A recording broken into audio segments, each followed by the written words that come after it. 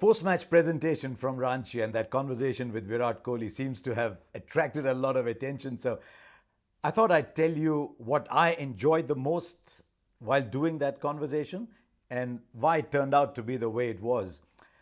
When it became apparent towards the close of the match that Kohli is going to be the player of the match and I was going to do the presentation, I started thinking, what do I talk to him about? There's always two things you keep in mind before a post-match presentation. Number one, paramount, is what does the fan want to hear? What does the public want to hear? It's exactly that when I'm doing those conversations with MS Dhoni as well. What do the people want to hear and how best can I ask that? Which leads us to point two, how candid can you get? And a lot of that depends on how forthcoming the player is. Is he feeling good? Is he a little crabby? Is he not feeling great? And that is something you have to keep in mind.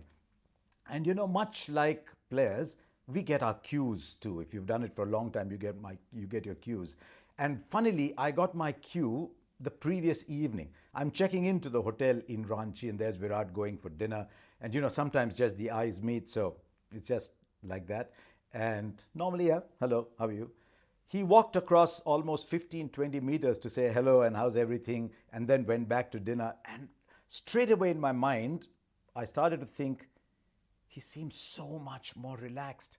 He's so chilled out, so much more relaxed. And so when he was coming to the post-match presentation, I thought, maybe I can, but I positioned myself just where the players start to come down. And I said, look, Virat, first of all, well played. I told him, you look like you're playing back in 2016 as well. And I said, just a thought, is it okay if I, as a throwaway line, I said, look, you're playing just the one format. And literally just put an arm around her shoulder and it said, yeah, ask me what you want. And so that is how it started, because there'd been so much conversation about it. So I thought it was very, very good of him to be happy to talk about it and clear the air.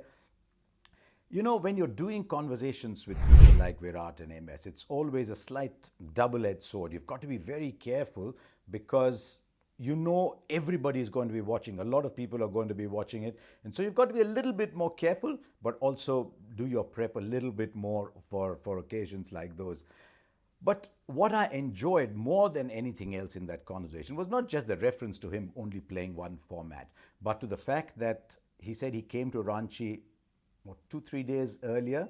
Remember, he's not played a lot of cricket, so he's come 2 or 3 days earlier. He said he wanted to get used to the conditions. He wanted to figure out what his game plan is going to be, what the conditions are like, what shots you can play. It reminded me so much of my conversations with Tendulkar and all the prep that went in before a game. I mean, sometimes you see great players and you don't see what goes behind it. And to me, that was a wonderful story. What goes behind it, the fact that he came 2 days earlier and did all his preparation, but also, he said, I took the day off.